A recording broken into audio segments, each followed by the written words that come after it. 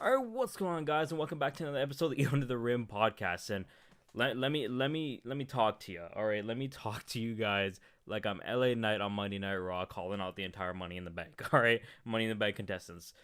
I have been reading so many things. Okay, so many things about the Raptors. Like I don't know what it is and what they're doing, but I'm gonna have to go out on a rant, right, real quick, just because honestly I don't know what's going on. Okay, so what are you guys might think? What the hell am I talking about? What is going on? So Gary Trent opted in today, which is good for them. I wanted him to sign or them for him to re-sign because he's only 24. You know, he's one of the best shooters on the team. He can still grow in young. He's still young and he can grow with a core. That's what I'm trying to say. Okay, but now I'm hearing Fred opted out. Okay, Fred opted out a few days ago. Uh, Jakob Podol is saying he doesn't want to play on a rebuilding team, and if that happens, he's probably going to leave the Raptors. Okay, now we're here in Toronto made calls on Bradley Beal. Okay, and I'm hearing that Toronto thinks they're kind of like Miami. Let me get this report up because I don't know what, like, you guys can probably help me make sense of this. Okay, let me grab this report. Okay, I don't know what these guys are smoking, but it's okay. So the report was the Raptors don't see themselves as all that inferior, if all, to the Miami Heat, who have made the NBA Finals the last two of the last 4 seasons. The Raptors are reluctant to blow up their roster. Okay, so the Raptors are reluctant to blow up their roster. Why? I don't get it. Like, okay, I'm not saying blow up the team and trade everyone. I'm saying you guys are in no place. The Raptors are in no place to contend. Okay, and I'm gonna tell everyone listening to this right now. The Pascal Siakam era in Toronto, it's got to be over, and I mean that as serious as possible. This is not a knock on Siakam because he's an amazing player, and if you put him on an actual contending team, he'll instantly help. But right now, he's kind of wasting away in Toronto because they don't have a direction. Tell me when I'm telling lies, okay? So you guys, and when I say you guys, I mean like all of us Raptors fans in general. We need to understand that it's not getting any better. The Raptors aren't getting any better.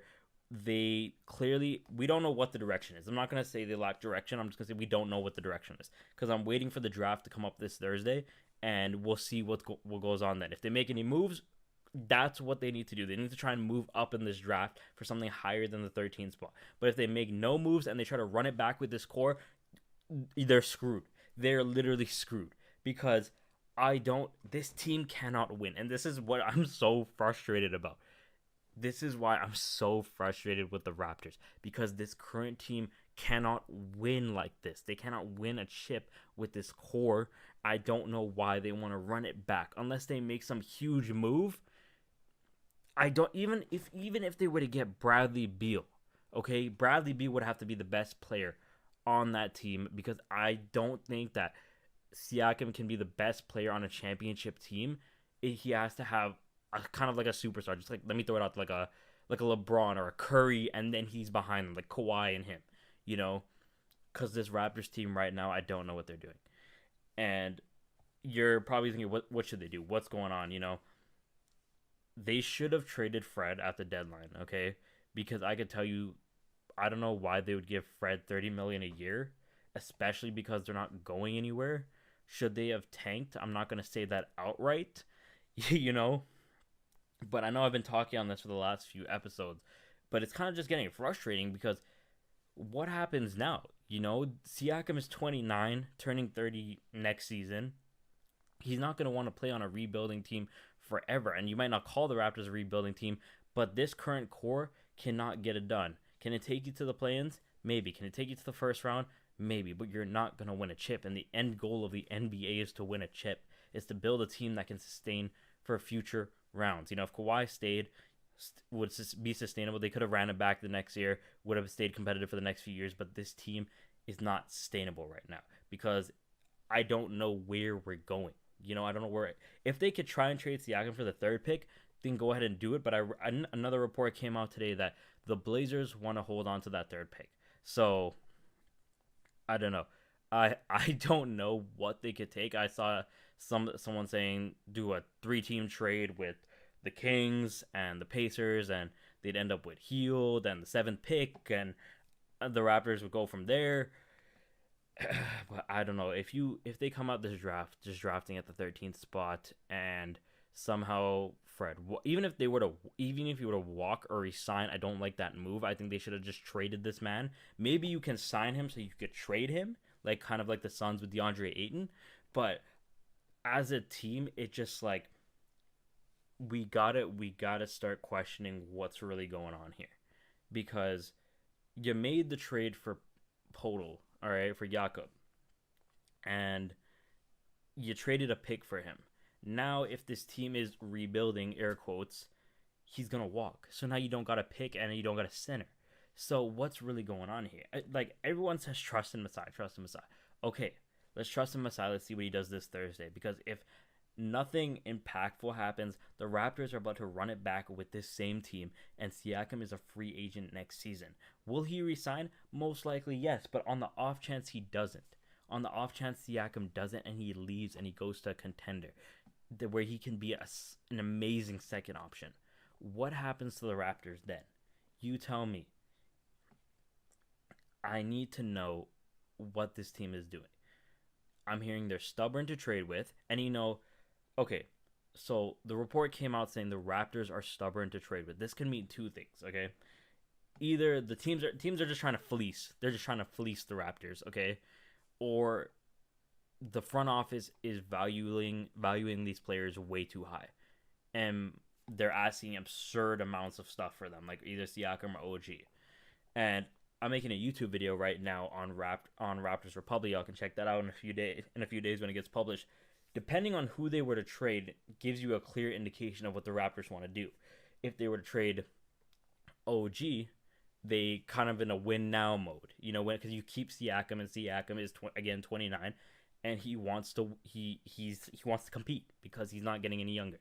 If you trade Siakam, then you got Scotty, you got OG, Gary Trent. These guys are all under 25 years old. OG is at 25, still a young core. You draft whoever at 13, or even if you trade Siakam, you could get a higher pick. So draft whoever with the pick you get, players you get, whatever, grow from there.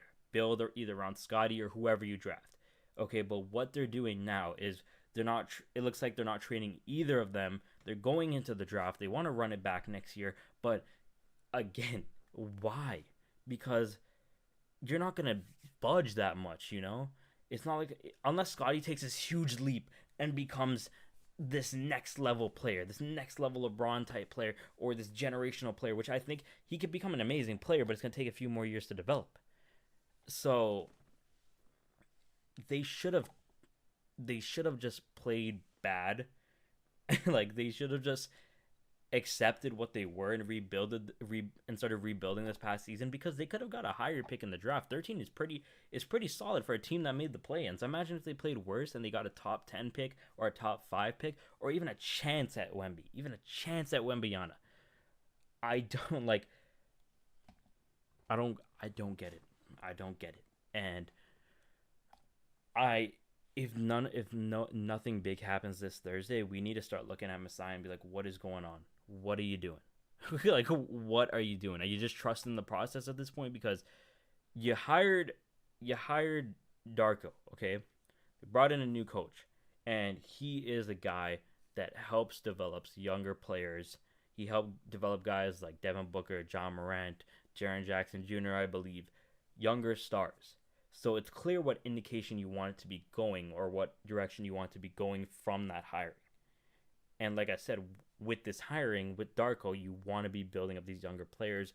But why aren't we making trades to get picks higher up in the draft? And I could just be talking. They could make something happen at the draft, and perfect. Let me eat my own words. But it's these reports that keep coming out, and maybe they're all BS and whatever, but I don't like it. I don't like these reports. And let me see here. Hold on. Yeah, it's just the teams are reporting they're too stubborn to work with, and then the calls for Bradley Beal. Say they were to make a trade for Bradley Beal, okay? And I know I touched on this a bit before in my rant. You make a trade for Bradley Beal, you pair him up with Siakam, Scotty, Gary Trent, and Podol, okay? Second round exit. First to second round exit. That team max. Okay? Because I don't think that's enough to get past someone like the 76ers, to get past the Bucks, to get past the Celtics. I generally don't think it's enough, because I think, like in Phoenix right now, Beal is playing third fiddle to Devin Booker and Kevin Durant, because he's not that first option type of guy. So what are you gonna make on the Raptors? Are you gonna make Beal your first option, or are you making Siakam your first option?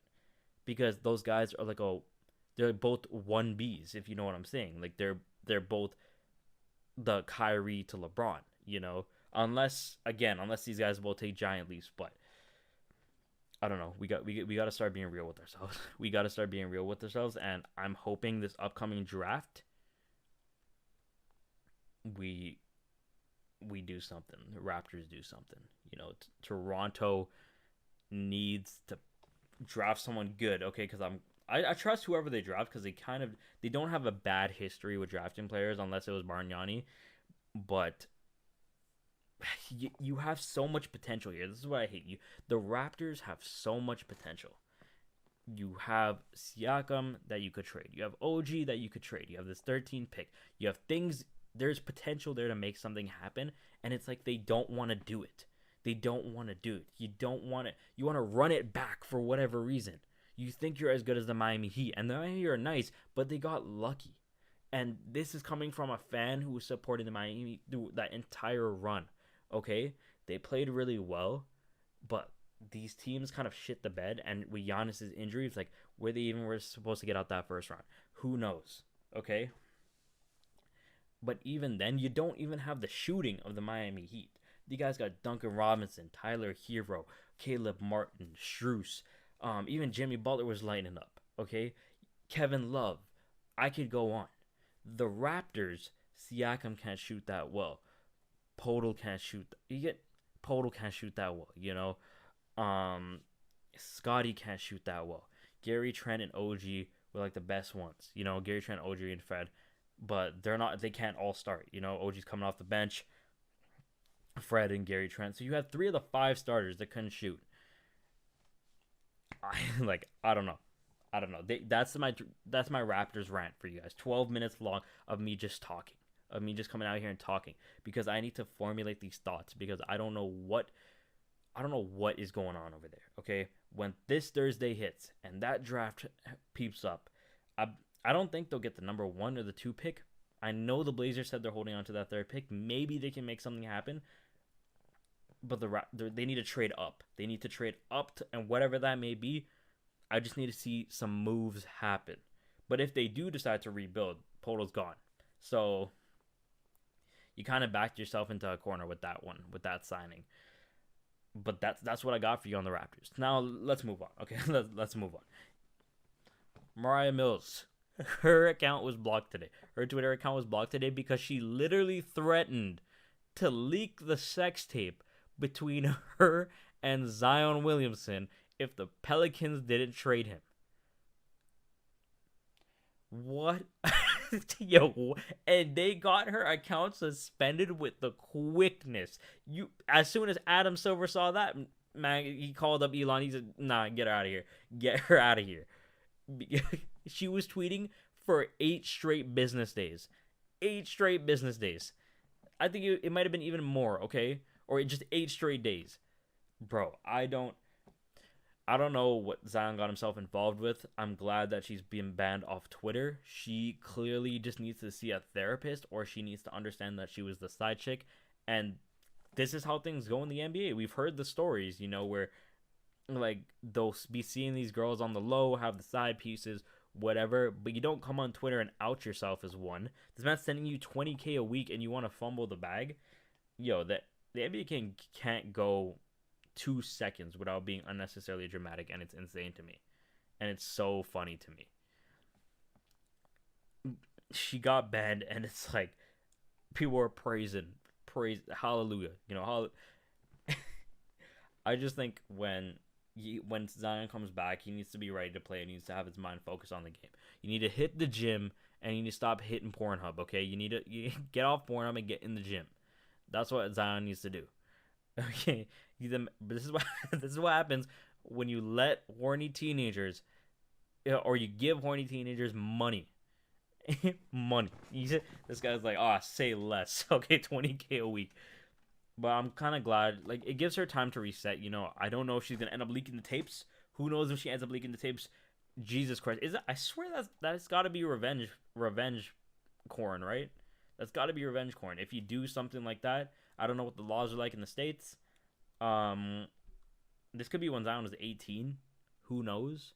She could just be setting her. She already admitted in a couple of tweets that she signed an NDA. She's clearly breaking the NDA, but then she said she didn't sign the right name. But some people in the comments said, you still admitted you signed it. So you're just playing yourself. And clearly she's a person that's been hurt, but you need to get off social media. You need to get out, and you're 30, and Zion is in his 20s, I'm pretty sure.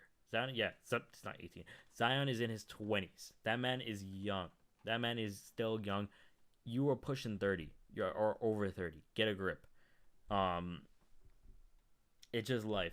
I hope you saved up those 20K a week, and you figure it out. You figure it out, bro. But like, a lot of stuff's been going down. Damian Lillard is another one that's been, or I shouldn't say Dame, because I don't know if it's his fault.